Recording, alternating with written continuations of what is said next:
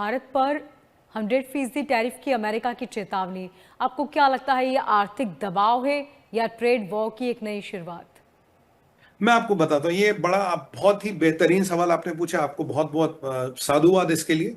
ये देखिए क्या है, देखिए लिंडसी ग्राहम की मृत्यु हो गई, ठीक है जी।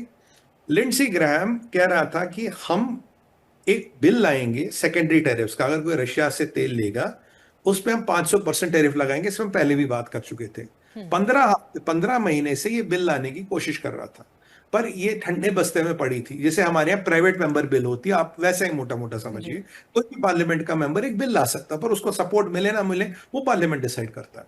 अब लिंडसी ग्राहम की मृत्यु के बाद तो ये हुआ है, बड़ी संवेदनाएं, अच्छा आदमी था कि भाई इस बिल को लाना लाना लेना। इस बिल में प्रावधान है कि अगर ये बिल पारित हो जाता है तो उसमें प्रावधान है 500% नहीं 100% टैरिफ का। पर यहां बहुत संभावना है जो हमें समझनी पड़ेगी, और इसीलिए जरा आपका धन्यवाद ये प्रश्न पूछने के लिए, क्योंकि इस बिल को बहुत गलत तरीके से पेश किया जा रहा है। इस बार बिल में प्रावधान है अगर आप रशिया का तेल लोगे तो आप पे 100% टैरिफ लग सकता है, पहली बात।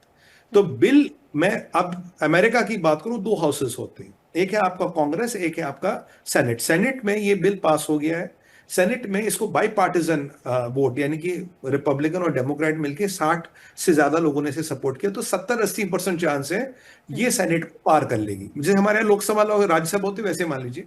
अब ये हाउस में जाएगी, हाउस में सिंपल मेजोरिटी है, तो उसको मिलने का चांस 50 से 55% है। ओवरऑल बिल को 50 से 60% चांस है ये पास होगी। पास होने के बाद ये ट्रंप के पास जाएगी। ट्रंप की मर्जी है वो इस पे साइन करे या ना करे। मान लीजिए साइन नहीं किया तो बिल खत्म, साइन किया तो ये रूल बन गया।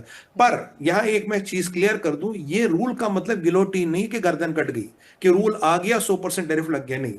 ये सिर्फ ट्रंप को पावर देता है कि आप ये टैरिफ लगाना चाहो या ना लगाना चाहो। अगर बिल पारित भी होता, कोई जरूरी नहीं कि ट्रंप टैरिफ लगाए 1% का भी। ये रूल नहीं है कि रूल पारित हो गया ऑटोमेटिकली टैरिफ लग जाएगा। एक लिवर है, गिलोटीन नहीं है, गर्दन काटने की मशीन नहीं है, एक लिवर है, आप उसको यूज करो या ना करो। अब आप बोलोगे सुमित भाई ट्रंप के पास तो पावर आ जाएगी। ट्रंप के पास और 4 प्रावधानों से भी पावर है, जिसमें एपास सबसे पुराना एक्ट है, जिसमें अगर एक आध दो कंट्री पे वो चाहे टैरिफ लगा सकता है, जैसे अभी उसने ब्राजील पे 25% टैरिफ लगाया।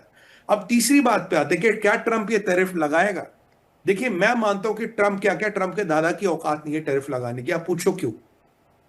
भाई आपने कल चाइना को इतना बड़ा एक्सपोज कर दिया, आपने शी जिनपिंग पे डायरेक्ट वार कर लिया, ठीक है जी।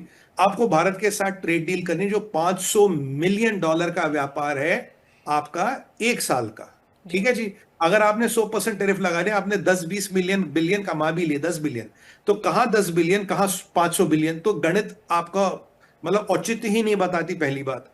दूसरी बात, अभी दुनिया में अगर आप तेल और गैस की परिस्थिति देखिए, हॉर्मोस है बंद, ठीक है जी। हमने 90% तेल गैस इधर उधर से हम उठा रहे हैं। अब मुझे एक बात बताइए, जब ये रशिया, ये भी हार्मोस वाला मसला नहीं हुआ था, हमारा रशियन ऑयल का इंपोर्ट करीब 1.6 मिलियन बैरल से 1.2 मिलियन बैरल, यानी कि 12 लाख बैरल प्रतिदिन पे हमने कम कर दिया था। आज का अगर मैं आपको आंकड़ा बताऊं, जून का 2.6 मिलियन बैरल, 26 लाख बैरल, जुलाई का 27 लाख बैरल तक जा सकता प्रतिदिन। क्यों? क्योंकि भैया आपने हार्मोज बंद कर दी। हार्मोज बंद कर दिया तो तेल कहां से लेंगे? तेल लेने के लिए मैं रशिया जाना पड़ेगा। अच्छा, अगर आप ये प्रतिबंध और ये नाटक करते हो, मान लो कल को हमने रशिया से तेल लेना बंद कर लिया, तेल की कीमतें पहुंच जाएगी $250 पर बैरल। $250 पर बैरल बोझते, मैं आपको गारंटी दिख रहा हूं, दुनिया के स्टॉक मार्केट फेल, अमेरिका का स्टॉक मार्केट क्रैश, अमेरिका का बॉन्ड मार्केट क्रैश, अमेरिका का ट्रेजरी बॉन्ड हिलेगा। ट्रेजरी बॉन्ड हिलेगा तो ट्रंप की कुर्सी हिलेगी। इसलिए मैं कह रहा हूं ट्रंप के दादा की भी औकात नहीं है ये बिल भारत पे लगाए, क्योंकि परिस्थितियां जियोपॉलिटिकली ऐसी है ही नहीं। भारत पे क्या इंपैक्ट होगा, शायद 5-10 बिलियन का हमें फटका लगे, बट अमेरिका पूरा हिल जाएगा। ऐसे में आप तेल की कीमतें बढ़ा ही नहीं सकते, आपकी पूरी अर्थव्यवस्था चौपट हो जाएगी।